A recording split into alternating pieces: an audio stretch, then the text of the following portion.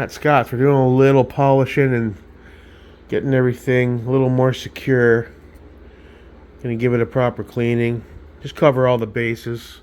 Want to make sure we have good contact with the lugs. Pretty cool. Fresh hot the breads. Get them while it's hot. Oh, you got a runner. Too much. So we're going to deep. What's it called? Deprime. Deprimes. Nice. Freshly cleaned. Oh boy. Who's going to shoot Jake's first hot load? So not Jake. Kaboom! Not much to it, man. Just stick it in the shell holder and... Even I can do that without screwing it up. And, yeah, just set them over allegedly. here in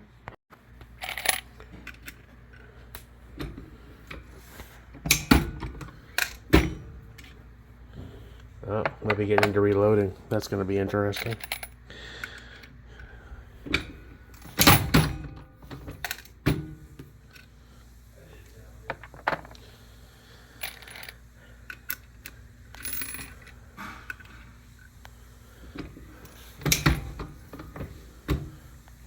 It's like Vegas.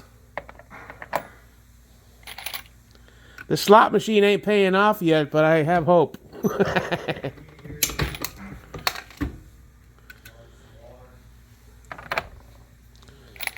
Yeah, we use the tumbler with the cleaner and the hot water.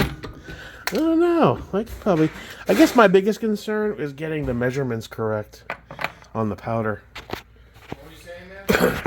Oh, I'm saying this slot machine ain't paying off yet, but the night is young. I thought I heard a big noise. I was like, oh, did you break something? Oh, accidentally, it dropped a little out of my hand. Oh. Sorry about that. I thought I heard like something loud. Let me get these out of your way. I got shit everywhere in here. My only concern with getting into this would be getting the measurements on powder correct. When you do it, I'll make sure you do it right. But yeah.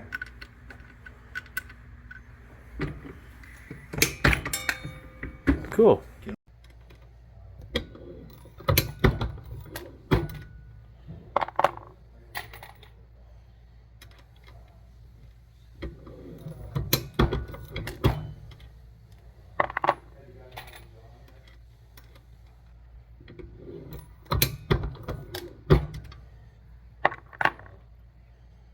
Cool.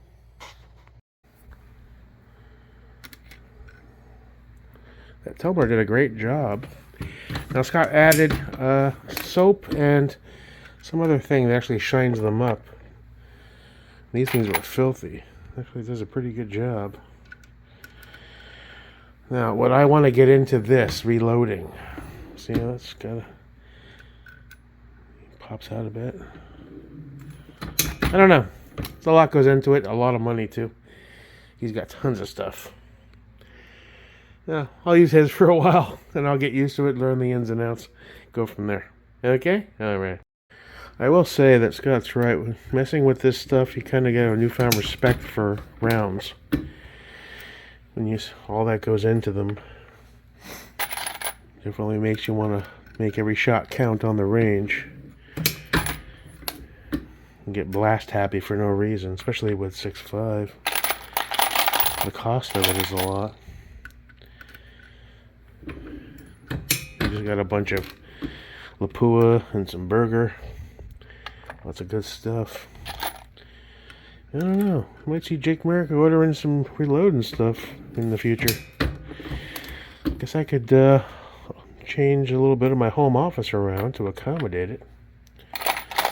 These are the rounds from the last few range runs, 6.5s. I didn't get them all. A few of them I didn't use the screen. They flew into the grass and never found them. Maybe 10 or 20, but got a decent amount here. 70 or 80 or something like that. Pretty cool, pretty cool. Enjoying this. Therapeutic, like working on a gun. Alright, last three. Got a decent amount.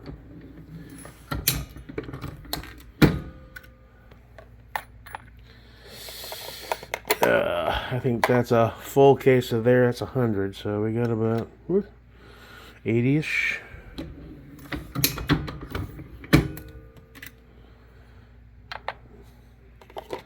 Gonna make sure to use the screen from now on. Get every single one.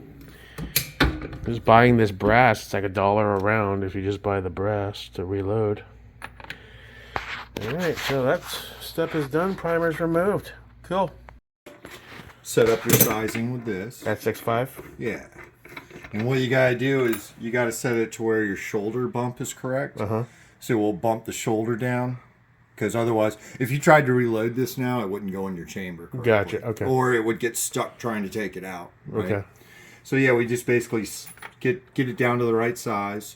The further up I jam it in here, right? You know, the more I'm pushing the shoulder back. And then the next thing we would do is expansion. That's an expansion mandrel. I think that. How do you know how far to expand in size? It depends on what you're shooting. Like, you don't want to expand it a lot for your AR, right? But for the Bergara, and this being newer brass that's only been fired once, I've got multiple of these mandrels. Like these are 6.5s here. So each one of them varies by a half a thou. That's cool. Yeah. So I just like the AR. I wouldn't even do it, but I wouldn't use it for bolt gun. Yeah. Yeah. So like I've got the 6.5 die I have is actually a bushing die. What does that mean? I'm going to show you. What the hell did I do with it? I lost it. Which one? This one? No. What the fuck did I do with it? There.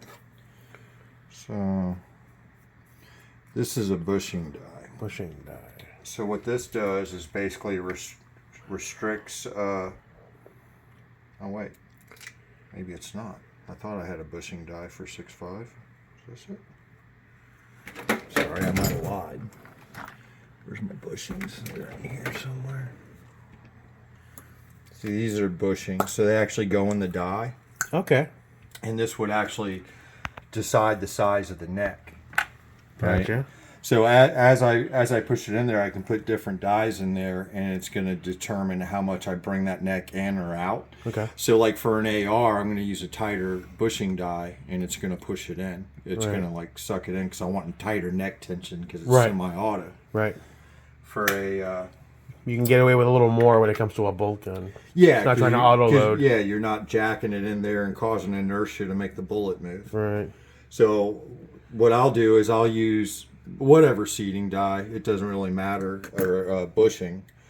For 6.5, I expand. I've got expansion mandrels for 30 caliber and 6.5, and then I'll expand it. And with a bolt gun, I do it really loose, you know, right? Because I want less neck tension. It's gonna fly. Like that time you told me to be careful because they were really when I saw you hand load them. Hand load them, yeah. Just because the neck tension on those were pretty loose. Pretty loose, right? Yeah. Yeah, I was shooting a bolt gun that day. Need to order some of this too. Vortec Eliminator Bore Cleaner. Yeah, that's the regular stuff. Is this all the same stuff, or is this a different? Is that a cleaner? That's more the carbon. That's for copper. I wouldn't worry too much about that. And they sell this same brand, but a regular cleaner. I'll have that thing for years. I don't use it that often. Okay. Don't want to strip a ton of carbon out of it sometimes. Yeah. But yeah, there's all kinds of shit to it. Fantastic. Man. And then the seating dies. So stage 1, primer removal, we've done. Yep. Stage 2, next time when I come back, size them up, and then we reprime them. Then you'll prime them. Yep. And then we do the powder. How do you determine how much powder to use based on certain recipes you find that what might work, or you trial and error without going overboard? There's specs on all that. You can find a bunch online, but so here's like a baseline, like so. Cool. You find 6.5, and you find your bullet weight, and you know it depends on how fast the powder burns. Right, that too. That's a factor. Yeah. So like here's 6.5, and you want to shoot 140. So 140s are 140, like 140 ELDMs, and it tells you the powder, and it gives you the minimum and maximum amount of powder. That's so cool. It tells you what the pressure is going to be, what your expected velocity is. I don't know what barrel length that is, but right. So yeah, this is the low end, and they're expecting 2501 with 53,000 pounds of pressure, right? And this is the high end, and it's 45.3 with 59,000 psi. Okay. You don't want to get too jacked on an AR. A Right. bolt gun can take a lot more pressure than an AR. And you work can. within those basic tolerances and amounts. Nah, man, I push the fucking limits. Well, you do the Scott's pissing hot loads. I think Jake's pissing hot loads are going to be just lukewarm. Until the primers Till we get ripping going, out of yeah. the backside Jake's of it, it's piss- good to go. Jake's pissing lukewarm loads. Yeah. Because I don't need to loose fingers to. That's all good. Powder trickler and Powder trickler. And what do you call this thing? An annealer? what? No, that thing there. Oh no, that's for trimming. Trimming. That's for deburring. Deburring. Deburring. This also cleans out primers. You can set your primer on there. It cleans out the primer pocket. Okay. This is actually cleaning out the inside of the case neck. Right on. So there's not any burrs. That's more like after you've trimmed them. Because Right. the more you reload them, they're getting longer, and you keep jamming it back in there, you'll have to trim a little off. And then this is for the outside edge, deburring. So. That's cool. And on average, how many times do you reload brass until you say that's enough and toss it? Or do you keep it on Until standby? you see case head separation. Okay, like so I you told see that before. line. Okay. Yeah, see the line. And then you just throw it away, or do you bag it up and you give it to somebody to melt down or I something? chucked it. Yeah. I just chucked it. Yeah. Okay, cool, man. Yeah, that's another one too. Actually, we should anneal these before we. What's annealing, by the way? I forgot. That's heating Heating. it up to make the neck more malleable. So when you resize it And how do you heat them up? Like a torch or? with a torch. Okay. Yeah. Just give them a quick little pass. No, I got a machine that does it. Oh, really? Stick the torch on it. Yeah. I'll show you Wow, that. you got the fancy setup going on. Yeah, you hook this thing up. It's pretty involved. You load up all your brass in here. This thing spins around, I remember this now. Yeah. drops the brass, and That's awesome, that's dude. it. Yeah, I love this thing. It works fucking awesome. Yeah. Well, you bought good quality stuff. You researched the hell out of it. Well, there's better stuff than this. Like the best annealer out there is like 2,000. Yeah, you get the stratosphere $2,000, prices. Yeah. But that thing does it. I'm sure if fucking Eric Cortina's got the it's a fancy whole different ball of wax than what I'm doing. But I'm sure fucking Eric Cortina's got the fancy shit, right? Yeah. I love that wax feeling. That's a heavy fucker, eh? Actually, Medium. I took some of it out. Did you really? Yeah, actually, I took all that out of it. Holy shit. Solid though. That thing ain't moving when you're on a barricade. That's for sure. Yeah. When it loosens up, I might add some fill back to I might order one. That's the heavy, right? heavy fill. Yeah. Yeah. Heavy fill. Might snag one. Yeah. Then I'll have everything I need for bag wise. Small, medium, large. This is a thing for barricades for sure. Oh yeah. Yeah. This material too feels like it'll last forever. It's thick. Yeah, it's stout, man. The one that I ordered from them, the squishy is nice, but it feels so breakable. Dude, Terrible. That feels so thin. Yeah, I was surprised. I thought it was going to be a little, like maybe half the thickness of this, but it feels like a pair of pantyhose. So I'm like, what the fuck? It does.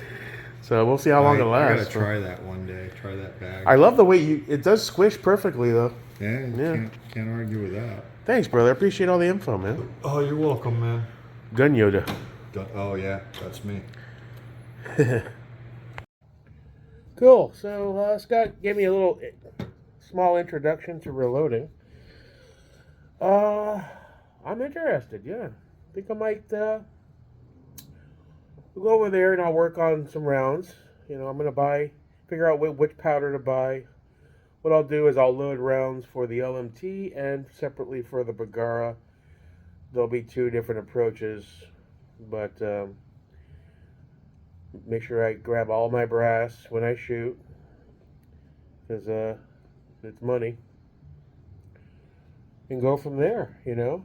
And if I get into it, just fall in love with it. It's a lot of stuff, though. I remember when he was researching and buying all his stuff. I mean, he spent a pretty penny on all that.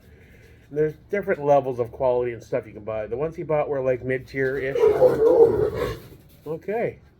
And, you know, won't be buying the super fancy shit. Merlin, relax. He's going to kick your ass. You're not tougher than Ozzy. He's been around the block, dude. He just ripped some fur out of you fucking 4 hours ago. Easy. Slow your roll, youngin'. Don't poke the bear. Ah, bear. I miss him. So yeah, so cool. A new thing. Do some reloading, figure it all out. And I have the gun room. I bought that second Husky. I could mount, put some stuff on there, or do something in the home office. Has the couch, has the desk. There isn't really a lot of room for stuff in there. Maybe figure out. I wouldn't want to do a lot of it in the garage. Well, I could. In the summer months, with all the humidity, I'd have to figure out a way to dehumidify and cool it.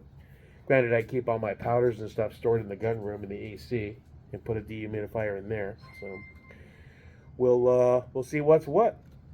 All right, Manana, I think we're gonna head to the range and set up a mock PRS course on the 65, the one the law enforcement uses to train. And it's only 65 yards that, but I got those big 3-inch stickers that can mimic an 8-inch at 200 at least. Set up a ladder, use it like a barricade, figure out some decent drills to run just to get the muscle memory going in that respect and time it and go from there. Gonna do some bench stuff first and then we might do that. So that's cool. Not sure if we're gonna go tomorrow or the next day, but cool. Sounds like fun. Trying to learn as much as I can, as I can, and move on forward. Cool. Hope you guys have a good night. See you when I see you. Gonna sip on a couple of brews. Think about American freedom. Kash Patel was voted in today, and the lead attorney at the ATF was fired. So it's a good day in America, boy. Woo! America. Fuck yeah. Deuces.